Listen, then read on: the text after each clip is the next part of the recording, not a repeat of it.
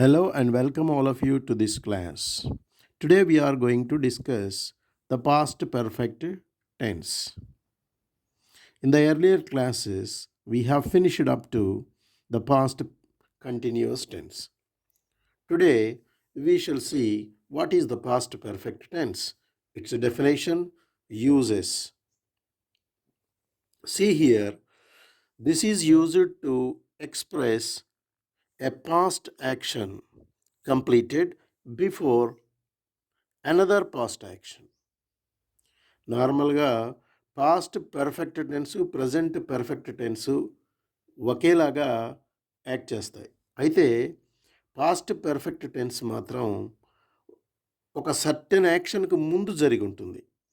Present perfect టెన్స్లో we don't mention the time, but past perfect టెన్స్లో మాత్రం time mention చేస్తాం. ఒక యాక్షన్కి ముందుగా ఇది జరిగినట్టుగా మనం గమనిస్తాం. అలాంటి సందర్భాల్లో పాస్ట్ పర్ఫెక్ట్ టెన్స్ అనేది యూజ్ చేస్తూ ఉంటాం. నార్మల్గా పాస్ట్ పర్ఫెక్ట్ టెన్స్లో మనం చూస్తే had plus past participle are used. ఎందుకనంటే పర్ఫెక్ట్ టెన్స్ అనగానే we must use auxiliary have కానీ హ్యాజ్ కానీ వాడతాము.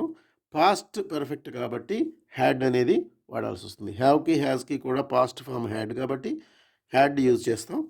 తర్వాత పాస్ట్ పార్టిసిపుల్ని యూజ్ చేస్తాం. Now let us see how to write the statement in this tense. ఇప్పటివరకు మనం ప్రతి టెన్స్లో కూడా ఈ విధంగా స్టేట్మెంట్స్ రాయడం నేర్చుకున్నాం. ఇక్కడ కూడా చూడండి స్టేట్మెంట్ ఎలా రాస్తున్నాం. I had written a letter. చూడండి, had written, had plus past పార్టిసిపుల్ని యూజ్ చేసి మనం ఈ టెన్స్ని కన్స్ట్రక్ట్ చేస్తాం. The rest remains the same అన్నమాట. We had written a letter, అన్ని సబ్జెక్ట్స్ తోటి మనం రాస్తున్నాం ఇక్కడ. You had written a letter, he had written a letter, they had written a letter. Structure చూసినట్లయితే subject plus had plus past participle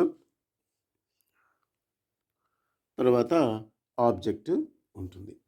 మనం ఈ రకంగా పాస్ట్ పర్ఫెక్ట్ టెన్స్లో స్టేట్మెంట్ తయారు చేసుకుంటాం. స్టేట్మెంట్నే మనం ఏమంటాం, ఎఫర్మేటివ్ సెంటెన్స్ అంటాం, డిక్లరేటివ్ సెంటెన్స్ అని అంటాం. సో ఇలాంటివి ఈజీగా రాస్తాం. ఓన్లీ స్టేట్మెంట్ మనకు ఎప్పుడు సరిపోదు. For the communication purpose we need to have questions రాయటం కూడా మనం నేర్చుకోవాలి. ఇప్పటివరకు మనం ఎర్లియర్ క్లాసెస్లో క్వశ్చన్స్ రాసేటప్పుడు ఏ విధంగా చేయాలి, ఆక్సిలరీ వెర్బ్ ఉన్నటువంటి హ్యాడ్ కానీ హ్యావ్ కానీ హ్యాజ్ కానీ ఈజు ఇలాంటి వాటన్నిటిని కూడా ముందు రాసి సబ్జెక్టుని తర్వాత రాసుకున్నట్లయితే అది క్వశ్చన్గా మారిపోతుంది. ఇప్పటివరకు చేసినవన్నీ కూడా మనం అదే విధంగా చేసుకుంటూ వచ్చాం. ఇంగ్లీష్లో ఎలా ఉంటుంది అంటే సబ్జెక్టు ముందు ఆక్సిలరీ వెర్బు తర్వాత వస్తే అది స్టేట్మెంట్ అవుతుంది. ఆక్సిలరీ వెర్బు ముందుండి స్టేట్మెంటు తర్వాత వస్తే అది క్వశ్చన్గా మారిపోతుంది. ఐ హ్యాడ్ రిటన్ ఏ లెటర్లో హ్యాడ్ని ముందుకు తీసుకొచ్చి ఐని తర్వాత రాశారనుకోండి, had I written a letter. చూడండి, ఇక్కడ మనం రాసాం స్ట్రక్చర్స్ అన్నీ కూడా. Had I written a letter, question వచ్చింది కాబట్టి క్వశ్చన్ మార్కు వేసాం. Had we written a letter, అలాగే had you written a letter, had he written a letter, had they written a letter. Just స్టేట్మెంట్లో ఉన్న ఆక్సిలరీ వెర్బ్ని ముందుకు తీసుకొచ్చి సబ్జెక్టుని వెనక్కి రాస్తాం. సబ్జెక్టు ప్లస్ వెర్బ్ ఫామ్లో ఉంటే అది స్టేట్మెంట్, వెర్బు ప్లస్ సబ్జెక్ట్ ఫామ్లో ఉంటే అది క్వశ్చన్ అయిపోతుంది. స్ట్రక్చర్ మనం చూసినట్లయితే చూడండి, had plus subject plus past participle plus object ఈ విధంగా ఉంటుంది. మోర్ ఇన్ఫర్మేషన్ కోసం ఈ క్వశ్చన్స్ని మనం ఇందాక రాసిన yes or no type questions, had I written a letter అలా. కానీ ఇప్పుడు మనం we need to have some explanation, why, what, where ఇలాంటి క్వశ్చన్ వర్డ్స్ తోటి మనం క్వశ్చన్స్ తయారు చేసుకుంటాం. చూడండి ఇక్కడ why had I written a letter. ఇందాక ఇక్కడ వరకు వచ్చింది మనకి had plus I plus return a letter. Had I return a letter అని ఎస్ఆర్ నో టైప్ క్వశ్చన్గా వచ్చింది. ఇప్పుడు మనం ఏం చేస్తున్నాం, వై అనేటువంటి క్వశ్చన్ వర్డ్ని యాడ్ చేసాం. Why had I return a letter, why had we return a letter అంటే ఎందుకు, ఎలా, ఏమిటి, హౌ కూడా యాడ్ చేసుకోవచ్చు. How had I, how had you, ఇలా ఇక్కడ మనం ఒక స్ట్రక్చర్ కోసం ఒకటే వాడటం జరిగింది. Why had you return a letter, why had he return a letter, why had they return a letter. ఈ విధంగా మనం క్వశ్చన్ తయారు చేసుకుంటాం. స్ట్రక్చర్ కనుక చూస్తే question word plus had plus subject plus past participle plus object అనేటువంటిది వస్తుందన్నమాట. ఇదే టెన్స్లో మనం నెగటివ్ స్టేట్మెంట్స్ ఎలా తయారు చేసుకోవాలి. మనకు స్టేట్మెంట్ తెలుసు, I had written a letter. ఈ ఐ హ్యాడ్ రిటర్న్ ఏ లెటర్లో మనం నాట్ అనేటువంటి నెగటివ్ని తీసుకొచ్చి హ్యాడ్కి పాస్ట్ పార్టిసిపల్కి మధ్యలో రాయడం జరిగింది. అప్పుడు అది నెగటివ్ స్టేట్మెంట్గా మారుతుంది. మన ఇంగ్లీష్ కమ్యూనికేషన్లో క్వశ్చన్స్ రాయడం, నెగటివ్ స్టేట్మెంట్స్ రాయడం ఇవన్నీ ఉంటేనే మనం ఎఫెక్టివ్ స్పీకర్స్గా ఉండగలుగుతాం. I had not written a letter, we had not written a letter, you had not written a letter, he had not written a letter, they had not written a letter. ఈ విధంగా మనకి structure వస్తుంది. Structure రాసుకున్నట్లయితే మీరు subject plus had plus not plus past participle plus ఆబ్జెక్ట్గా ఉంటుంది. నార్మల్గా contractions అనేవి మనం గమనిస్తూ ఉంటాం.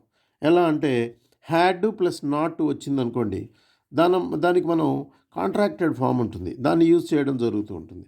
ఫర్ ఎగ్జాంపుల్ ఇక్కడ చూడండి, ఇక్కడ రాశాను had plus not, hadn't, hadn't, I hadn't, we hadn't, they hadn't. Same structures మనం ఇలా రైట్ చేసుకోవచ్చు. I had not written a letter, దీన్ని చదువుకోవచ్చు మనం. I hadn't return a letter, we hadn't return a letter, you hadn't return a letter. ఈ విధంగా మనం contracted form use చేసి కూడా మనం రాయొచ్చు. అలాగే మనం చదవటానికి కూడా అది చాలా ఈజీగా బాగుంటుంది. We can easily pronounce that one and it gives some additional spice. Now let us see the main use of the past perfect. When two actions are referred in the past, the earlier action should be expressed in past perfect tense and the latter one in the simple past. అంటే పాస్ట్లో 2 actions కనుక complete అయి ఉన్నట్లయితే ఆ 2 యాక్షన్స్ని మనం describe చేస్తూ ఉన్నప్పుడు వాటిల్లో ముందుగా జరిగినటువంటి యాక్షన్ని పాస్ట్ పర్ఫెక్ట్ టెన్స్లో రాయాలి, తరువాత జరిగిన యాక్షన్ని సింపుల్ పాస్ట్లో రాయాలి. Now let us see 2 examples. ఆ ఎగ్జాంపుల్స్ నుంచి మనం ఈజీగా అర్థం చేసుకోవచ్చు. When we reached the station, చూడండి, when we reached the station the train had already left the station. ఇప్పుడు చూడండి, వీళ్ళు స్టేషన్కి వెళ్ళేటప్పటికి ఏం జరిగింది, the train had already left.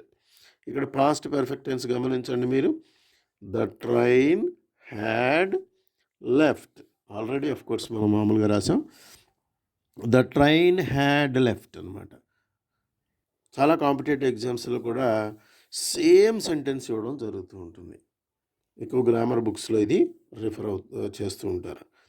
When we reached the station the train had already left the station. ఇక్కడ రెండింటిలో ముందు జరిగింది ఏమిటి, ట్రైను వెళ్ళిపోవడం అనేది ముందు జరిగింది. ట్రైన్ వెళ్ళిపోయిన తర్వాత మేము స్టేషన్ దగ్గరికి వెళ్ళామన్నమాట. అంటే మేము స్టేషన్ దగ్గరికి వెళ్ళేటప్పటికి ట్రైన్ వెళ్ళిపోయింది. అలా మనం అర్థం చేసుకోవాలి. Now let us see another example. He had crossed the line when he caught the ball. చూడండి, he had crossed the line.